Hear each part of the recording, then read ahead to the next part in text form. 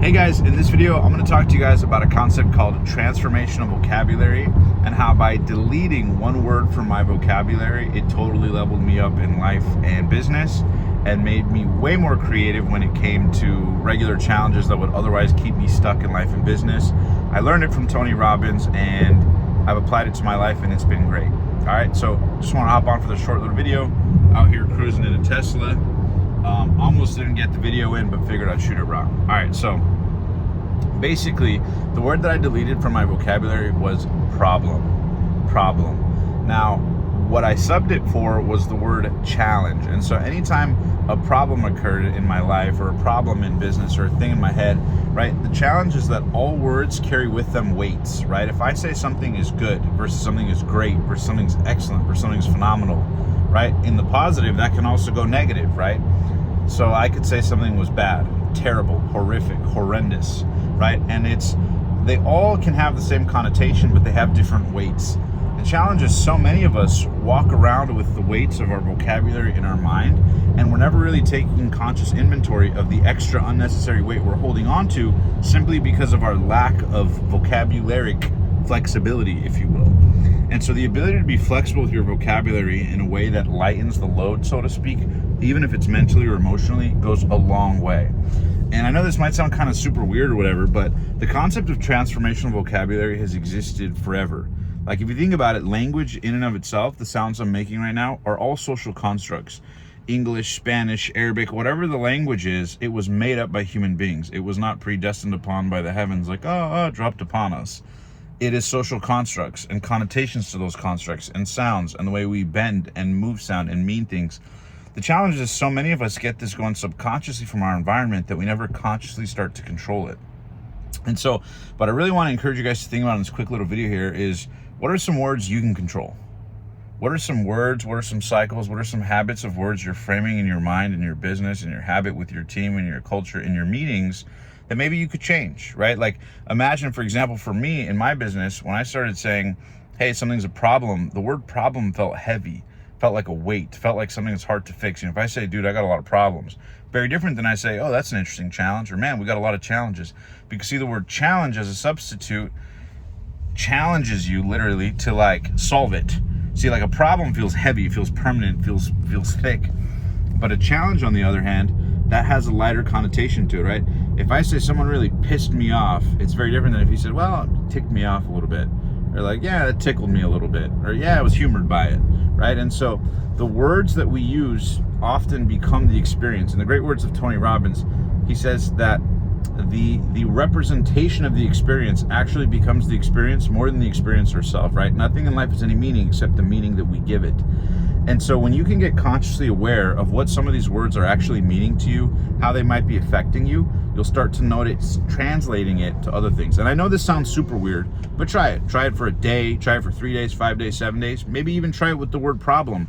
Switch it for challenge the next time you catch your mind inside your head or out loud thinking about it. See what happens, right? A challenge causes you to rise to the occasion. A problem feels heavy. And so I'll give you a quick example, like I mentioned, of how I shared this with my team. But basically, when we'd be on meetings, we'd have someone say, oh, I got a problem, or oh, we have a problem, or oh, that could be a problem, or this could be problematic. And so what I encouraged everybody on my team, I said, hey guys, is it cool if we just sub the word problem for challenge?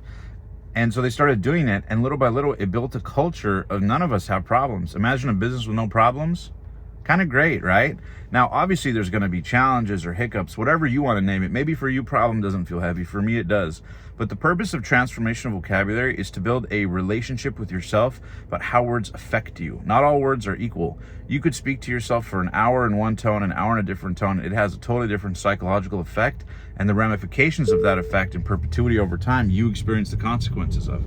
And so my point of this is to show you a microcosm of something you're doing on a daily basis, that if you could pivot it to these little things, right, that if you change them, how that affects you positively over a day, a week, a month, a year, in your business, a transaction, changes everything, right? And that's one word. Imagine 2 words, or 3 words, or 4 words, or a new identity for yourself, right? The strongest need in the human psyche is the need to remain consistent with who we believe we are. You cannot feel phenomenal if you don't use the word. So the next time you start thinking to yourself, man, I want to level myself up, Yes, of course, fitness is important. Yes, mindset. Yes, money. Yes, all these different things.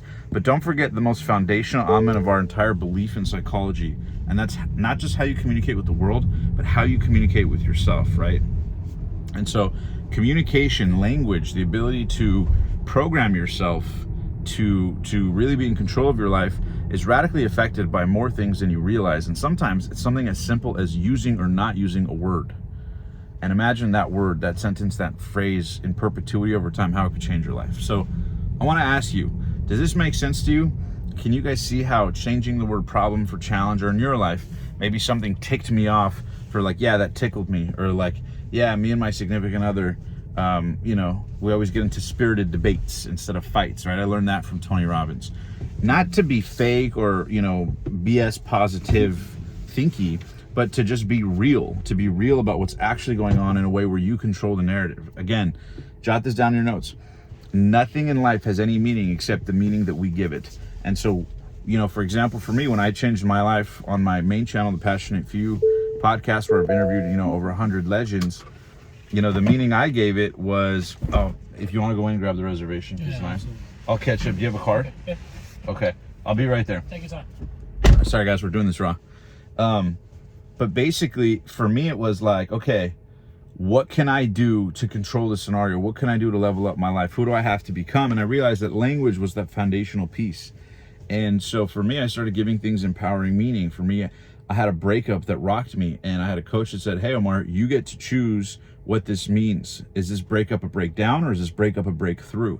And literally by just controlling the narrative in my mind, compared to what me and you probably all do, right? As something happens and then we emotionally react and then we trust the emotional reaction, you have to remember that you are not your reactions. You are not your emotions. You are the chooser, you are the listener, you are the selector of what emotions you would like to use, right? Emotions are usually just a stimulus response to something, right? They're action signals.